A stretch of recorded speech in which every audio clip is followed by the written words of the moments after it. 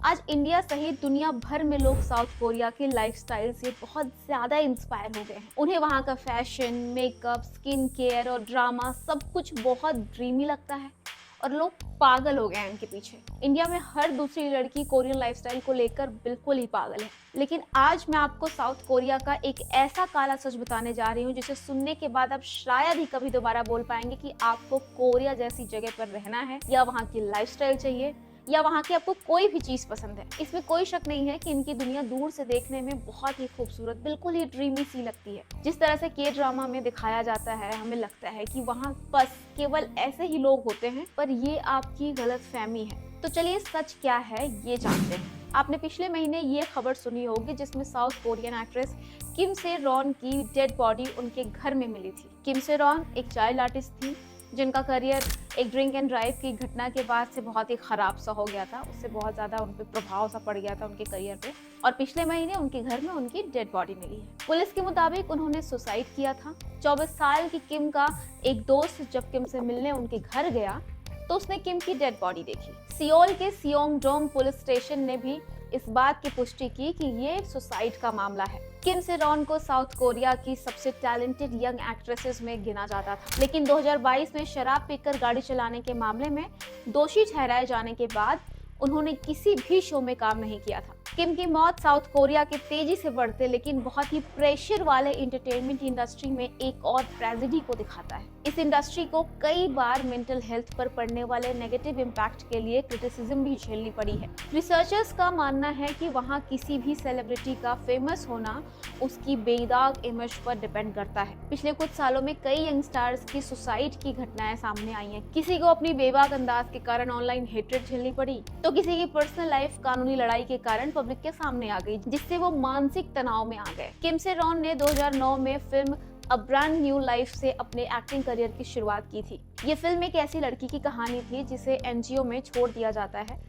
जब ये film release हुई तब किम सिर्फ 9 साल की थी और उन्हें कांस फिल्म फेस्टिवल में इनवाइट किया गया था। इसके बाद तो उन्होंने कई फिल्मों और टीवी शोज में काम किया। उनके नाम करीब 2 दर्जन से ज्यादा क्रेडिट्स और कई साउथ कोरियन एक्टिंग अवार्ड्स हुए। उनके करियर पर तब मुसीबत आ गई जब उन्हें शराब के नशे में गाड़ी चलाते हुए पकड़ा गया। उन्होंने नशे में अपनी कार एक गार्ड रेल और ट्रांसफार्मर से टकरा दी थी, जिससे आसपास के लोगों के यहाँ की लाइट घंटों तक के लिए चली गई थी। योनहाप न्यूज की रिपोर्ट्स के मुताबिक दुर्घटना के समय उनके ब्लड में अल्कोहल का जो लेवल था वो 0.2% से अधिक था, जबकि साउथ कोरिया में 0.03% से ऊपर होने पर इसे DUI यानी ड्राइविंग अंडर इन्फ्लुएंस अपराध माना जाता है। इस मामले में उन्हें 2 करोड़ वॉन लगभग $14,000 का जुर्माना भरना पड़ा।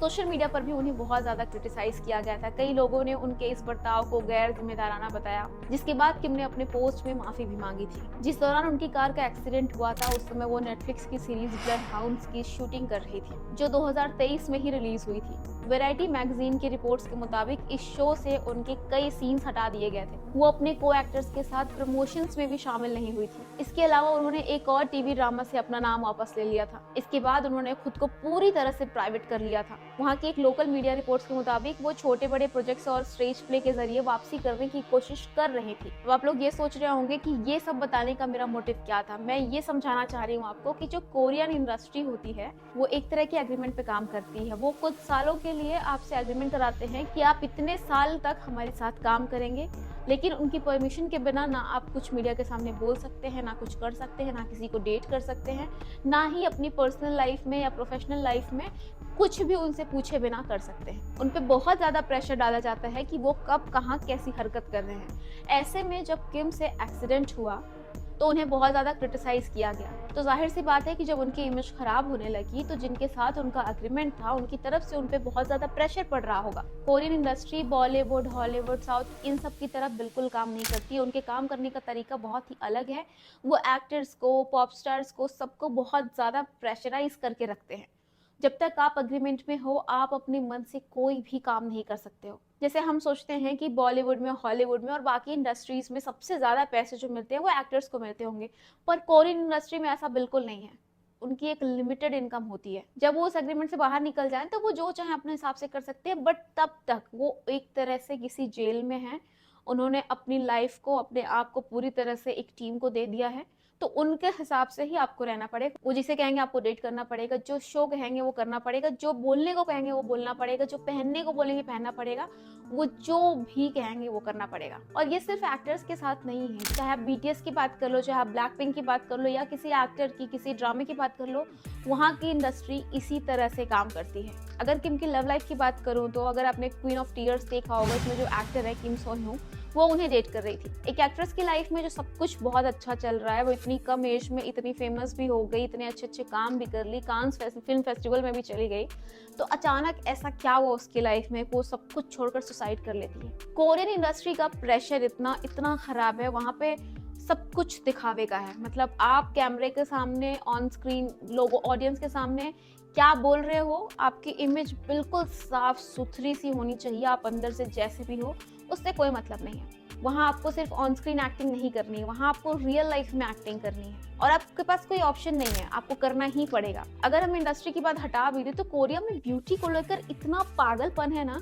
कि अगर वहाँ पे सुंदर नहीं हो तो आपको बहुत हेट दृष्टि से देखा जाता है। मतलब इंडिया में तो बहुत कम है, इंडिया में तो बस कलर को लेके बहुत ज़्यादा ऐसा होता है, कहीं कहीं वो भी, अब बहुत जगह पे नहीं होता ऑनेस्टली, कहीं कहीं होता है और वो उतना तो रहेगा, लोग इतनी जल्दी से एकदम से नहीं बदल सकते। पर वहाँ तो सब गोरे हैं ना, अगर सिर्फ स्किन कलर से प्रॉब्लम होती तो, पर नहीं, आपके फीचर्स, आपकी बॉडी शेप, वहाँ लोग लोन लेके सर्जरी कराते हैं, आपको पता है ये चीज़, क्योंकि उन्हें सोसाइटी में अच्छे से ट्रीट ही नहीं किया जाता अगर वो सुंदर नहीं उनके हिसाब से। तो आप सोच सकते हो, एक बार अपने आप को वहाँ पे रखकर इमेजिन कीजिए कि अगर आप वहाँ पे हो और उनके हिसाब से अगर आप सुंदर नहीं हो, बहुत ही खूबसूरत नहीं हो, तो वो लोग कैसे ट्रीट करेंगे आपको और कैसे देखेंगे। बिल्कुल आप सोच पा रहे हो कैसे सर्वाइव करोगे वहाँ पे।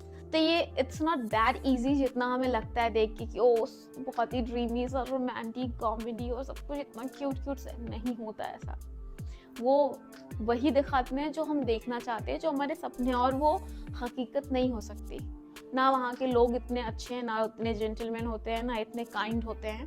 मैं ख़राब नहीं बोल रही हूँ वहाँ पे, लेकिन जो आप ड्रामा देखते हो, मूवीज़ देखते हो वहाँ के, और जो कुछ भी देखते हो वो सब फेक है। मतलब वो सिर्फ आपको पसंद आने के लिए ही दिखाया जा रहा है, आप इतना ध्यान में रखें। उसकी वजह से आप कई लोग देखें, अभी जो अतुल सुभाष का केस आया था उसमें भी उसने ये लेटर में लिखा हुआ था कि, बोला भी था अपने वीडियो में जो सुसाइड करने से पहले, कि उसकी वाइफ जो है कोरियन ड्रामा देख देख के बिल्कुल ही पागल हो गई थी कि तुम ऐसे क्यों नहीं रहते, तुम ऐसे क्यों नहीं ट्रीट करते। तो वो हमें ऐसे इन्फ्लुएंस कर देता है कि हम चाहते हैं हमारी लाइफ में बिल्कुल सब कुछ वैसा हो, जो कि पॉसिबल नहीं है, क्योंकि वो खुद वैसे नहीं रहते हैं जैसे आप रहना चाह रहे हैं इंडिया में। तो इस चीज़ को ध्यान में रखें कि वहाँ की इंडस्ट्री, जो लोग फेमस हैं, अपने इतना अच्छा काम कर रहे थे, जब वो खुद सरवाइव नहीं कर पा रहे हैं वहाँ, तो आप सोचिए कितना डार्क होगा सब कुछ। तो मज़े के लिए देखें, एंटरटेन होने के लिए देखें, कुछ सीखने के लिए देखें, पर उससे इन्फ्लुएंस ना हो जाए बिल्कुल ही कि वो आपको मैनिपुलेट कर दे बिल्कुल से और आपकी पर्सनल लाइफ जो है, अच्छी रियल लाइफ, वो ख़राब हो जाए। तो बस फिलहाल के लिए इतना ही। तो see you in the next video, bye bye.